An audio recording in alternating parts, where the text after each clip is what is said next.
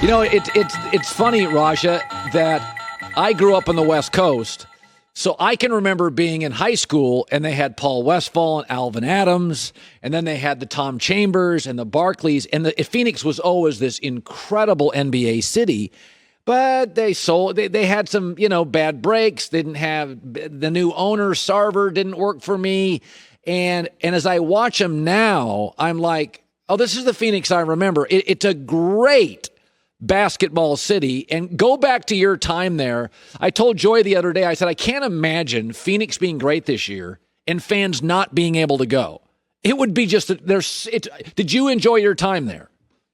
Phoenix was my favorite stop. I played on some great teams, some great environments, but the town is just electric when they have, good sports. It's a great town to begin with, but when sports are good and they have teams to cheer for, people to pull for, especially late in the playoffs, the later you get in the playoffs, it's a phenomenal vibe. It was a great place, by far my favorite stop along the way. That's not taking anything away from the other places, but we just had really good teams. I had really great teammates, like a family environment, and the fans and the way that city embraced us was unreal.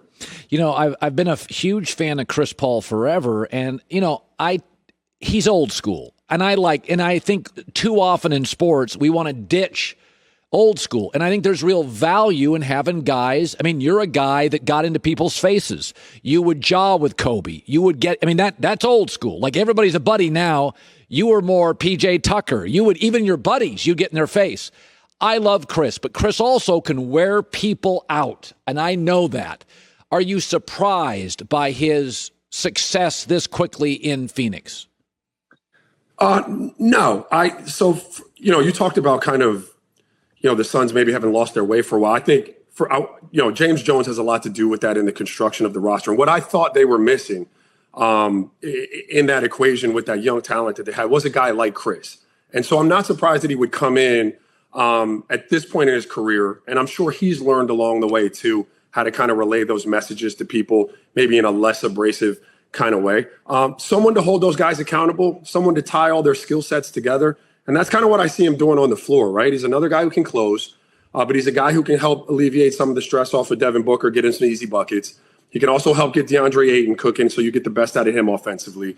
And all of those shooters and other guys that can make plays, he's able to help facilitate. And so you see that playing itself out on the court. But where I thought he'd have the most impact, and I'm sure, if I was in the building and really getting to ask these questions, which I'm not, someone would say, is someone that is willing to do what you're talking about, Colin, hold people accountable, be in faces, ruffle some feathers today, knowing that it'll provide dividends and we could get a win tomorrow, and not being afraid to do that. Because championship teams have to have the guy in the room that's willing to tell you when you didn't do your job, and tell me when I've got to be better in my job, and tell us collectively that we've got to play better as a group, and not be afraid of the backlash that comes with that. And so I think, he's the perfect guy. Now, what the shelf life on that is, that remains to be seen. I think you kind of just alluded to it could rub people the wrong way, but in the immediate, in the right now, I think he's the perfect fit, and you see what's happening with the Suns on their run to a possible championship. Kawhi Leonard is such an enigma. He's nonverbal, so it's hard to build the franchise around him. One of the things I've said is that the cake was built in San Antonio, and it was built in Toronto. He was the icing, and he's great. It's carrot cake icing. It's the best. He's the assassin. But if you build your franchise around him, and he's the cake, he's nonverbal. And I'm not blaming him for the injury. I'm not.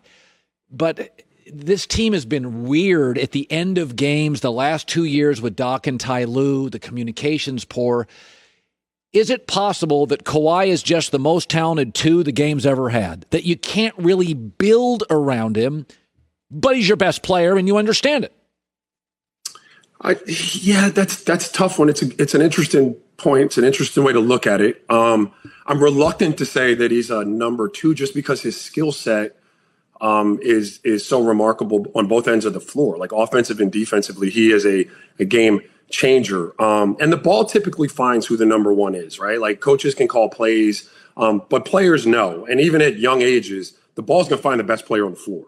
And so when that plays itself out over and over again, I mean, he is a number one. But if I think outside the box and kind of allow myself to go down the path you're going, you could have something there, right? Like, I think you need a you have to have someone who is his equal in terms of skill set, so that he can fall in the lane of it at best a 1B, because he is relatively non-communicative, and teams are built on that. Those are relationships. They're families. And when you have a guy who can be as aloof at times and not in the chain of communication, you better believe it's going to, kind of rear its head at the wrong time.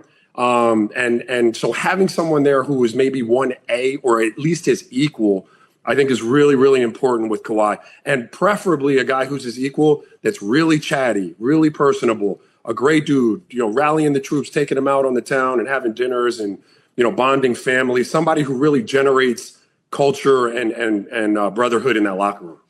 I want your thoughts on the replay use. So we always know that umpires have different strike zones, and NFL officiating crews, some call pass interference, some don't. But in the NBA, we think they have to call it the same way. And I watched the end of Game 2 in that out-of-bounds play, and I think the crew in Game 4 said, hey, man, if that thing comes up, let's just keep play going. We're not going to go to the replay on that thing.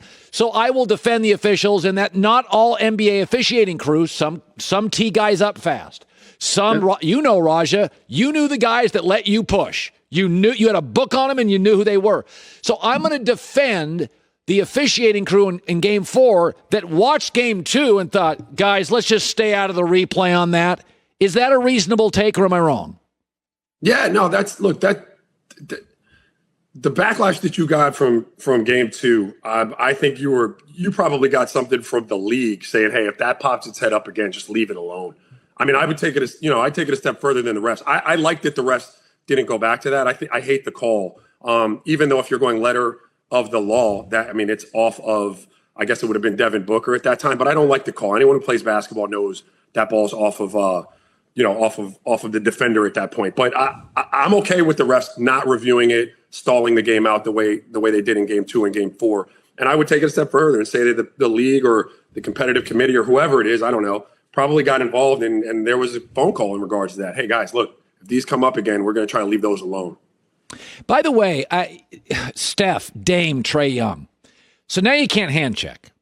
So good luck keeping these guys in front of you. Now they can shoot from the logo. So as a great defensive player, how would you defend Trae Young? Yeah, it's tough. I mean, it's much easier said than done, but I'm going to say it anyway. You have to take away his space, Colin. If you were going down, pluses or minuses of Trae Young or any NBA player, one of the minuses he would have is his size, right? Right. And just both height-wise and physically. And so when you ask me as a 6'5", 220-pound defender what I would do, I would try to limit his ability to play in space. I would try to touch him up as much as I could. Now, I have 6 fouls, and I know we're playing in a league that increasingly doesn't want to let guys touch, but I'm going to take 4 of them over the course of that game, just trying to hope that the cumulative effect will slow him down at the end of the game. But allowing him to play in pure space out at the top of that key and coming downhill into the lane, he's either making shots or he's missing shots at that point. And part of me believes that the Bucks are kind of employing a strategy to some degree that the Spurs used to employ against us with the Suns, with Steve Nash and Amari. What their philosophy was, if they stayed home on myself, they stayed home on Sean Marion, if they stayed home on whoever else was out there with us and didn't allow us to kind of complement with 12 to 15, 16 points, that Amari and Steve over the course of a series would not be enough to beat them. And it played itself out that way. And then Tim Duncan's told me on record, that was their strategy in those games. And so part of me believes that's what the Bucks are doing. But you just got to be disciplined because he can drop 50, 47, 45 if you're just going to let him play in space. By the way, he's got a podcast, one of the great basketball podcasts in the country. Right now, Bill Simmons pays him. If Bill doesn't, I will. So, by the way, if Simmons gives you any grief, just call me and I'll buy your podcast. His name is Raja Bell. Give your podcast some love here. Yeah, we're on the Ringer net with Ringer feed. We're called The Real Ones. I'm with Logan Murdoch. Great dude out of the Bay Area. Way too much Bray propaganda for me, but we have a good time. We chop it up. Check us out. We're on Mondays and Thursdays, and we just have fun with it. It's a good time. Called Real Ones. Raja, smart dude. Credit to the game. Great seeing you, man. Appreciate it. Thanks for having me, guys. Hi, everybody. Thanks for watching. Subscribe here to get the latest from the show. Also, be sure to check out more of the best clips from The Herd or go watch a few segments from other shows on FS1.